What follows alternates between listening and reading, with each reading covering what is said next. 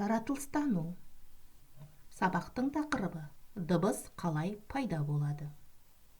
Оқу мақсаты: дыбыс қаттылығының дыбыс көзі мен қабылдағыш арасындағы қашықтыққа тәуелділігін түсіндіру. Яғни, дыбыс көзі, дыбыс шығарып тұрған орын және сол дыбысты қабылдағыш арасындағы қашықтыққа, жақындыққа, яғни алыстыққа дыбыстың қандай қатыстығы бар екенін, тәуелділігі бар екенін түсінетін боламыз. Алдымен алдыңғы өткен сабақты есімізге түсірейік.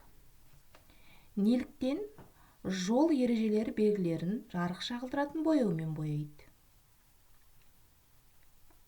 Себебі, жол белгілерін жай бояумен боятын болсақ, ол түнде нашар көрінер еді. Велосипедке не себепті катафот тағады? Велосипедшіні алыстан байқау үшін. Катафотты велосипедтің қай жеріне таққан дұрыс?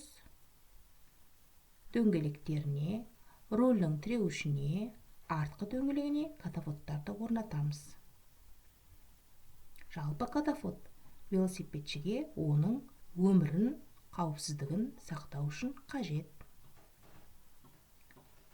Неліктен киімге жарық шағылдыратын таспалар тігіледі? Бұндай киімдерді өзің күнделікті өмірде көріп жүрсің. Таспалар киімдерге сол адамның өмірін, оның қауіпсіздігін сақтау үшін тігіледі. Мұндай таспаларды полиция қызметкерлерінің формаларынан және жол жұмысшыларынан және өзге де жұмысшылардың киімдерінен көруге болады, яғни арнайы жұмыс киімдерінен. Неге машинаға алыстан көрсететін үш айна қойылады? Қалай ойлайсың? Оның не қажеттігі бар?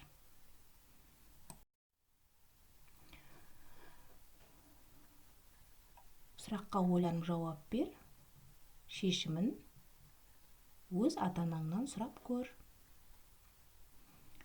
Өткенде айтқанымыздай, бір текті ортада жарық түзу сызық бойымен таралады. Ал жарықтың жіңішке шоғын жарық сәулесі деп атайды.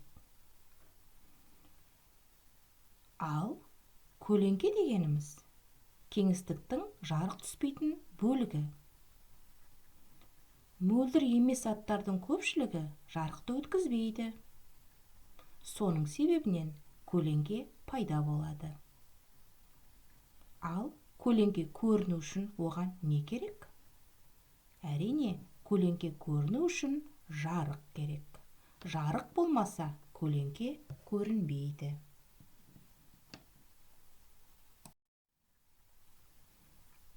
Енді жаңа сабағымызға дыбыстар туралы айтайық.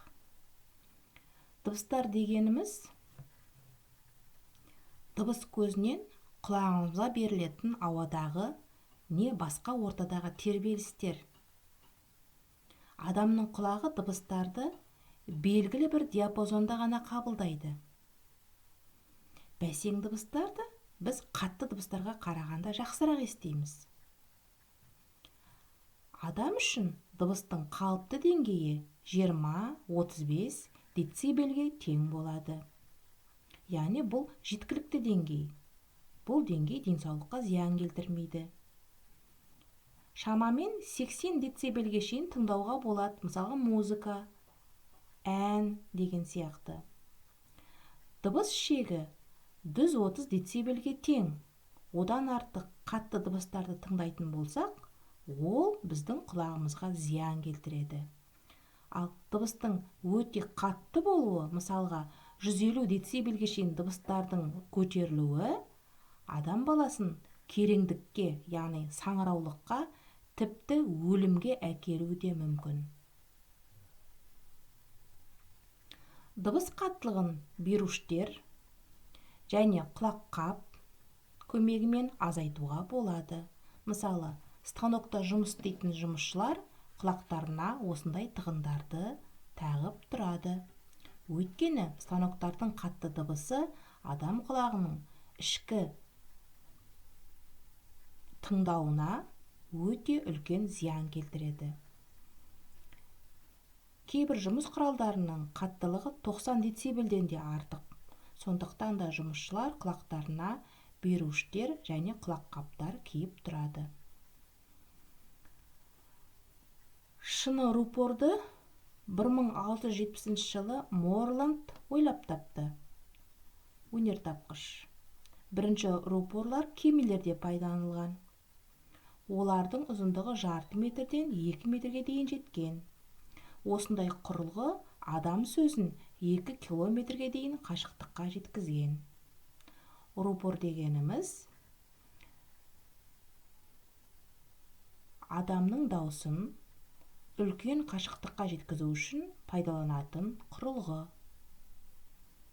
Бұларды көбіне көшеде хабарландырулар жасау үшін, немесе далалы жерде үлкен жиындарға сөйлеу үшін пайдаланылған. Қазірде бұл құралдарды пайдаланады. Дыбыс ауада тарайды, суда тарайды, қатты денеде тарайды. Соның ішінде суда өте жылдам тарайды. Егер дыбыстың қаттылығы 130 децибелден асса, адамның құлағы шыңылдайды. Денсаулыққа үлкен зиян келеді. Мұндай дыбыстарды тыңдайтын болсаң, құлақтың ішіндегі тамырлар жарылып кетеді де, адам керең болып қалады, яғни саңырау болып қалады. Телефонмен сөйлескен кезімізде неліктен оның тұтқасын құлағымызға жақын ұстаймыз? Өйткені оның ар жағындағы дыбыс жай естіледі, жай естілгені біздің құлағымызға жақсырақ естіледі. Яғни бұл қалыпты децибелмен беріліп тұрған дыбыс. Енді неге қоңыраулы сағатты, яғни будильникті басқа бөлмеде емес, төсектің қасына қоямыз? Егер де будильникті қосып тұрар уақытқа, оны басқа бөлмеге апарып қоятын болсақ, ұйықтап жатқан адам оны естімей қалуы мүмкін. Сондықтан да қоңыраулы сағатты төсектің қасына қоятынымыз содан. Дыбыс пен дыбыс қабылдағыш арасы қашық болған сайын жай естілетін болады. Мысалы, мен далаға шығып, сен үйде қалсаң, мен дала шығып жай дауыспен сені шақыратын болсам, сен мені естімес едің. Ал егерде мен қаттырақ айғайлайтын болсам, сен менің дауысымды естір едің. Міне, сондықтан да дыбыс пен сол дыбысты қабылдағыш арасында қашықтыққа тәуелділік болады екен.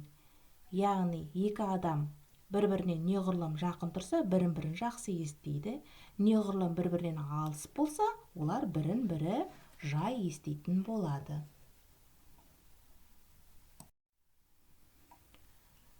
Оқулығыңдағы суретке қара.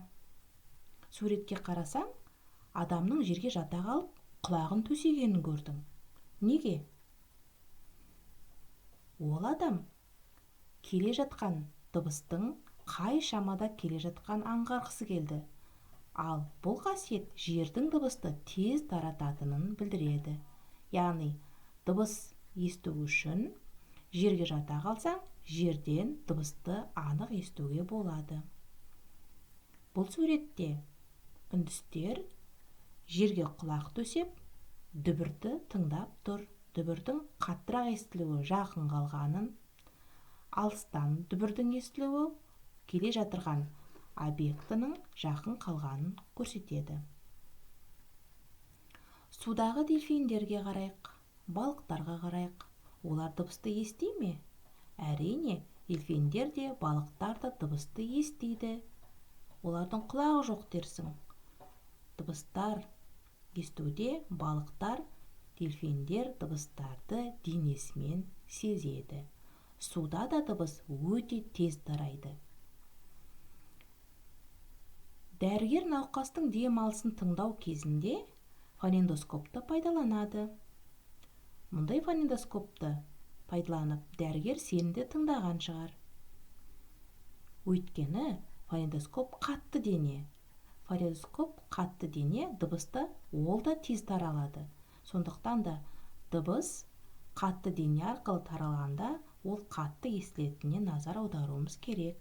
Яғни дәрігер біздің кеуде қуысымызды фонендоскоппен тыңдау арқылы біздің жүрек соғысымыздың қаншалықты деңгейде екенін біле алады.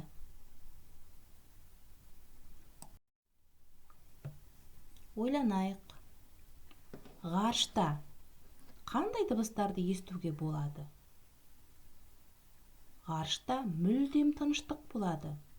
Онда ешқандай да дыбыс болмайды. Неге? Өйткені бос жерде, кеңістікте дыбыс таралмайды.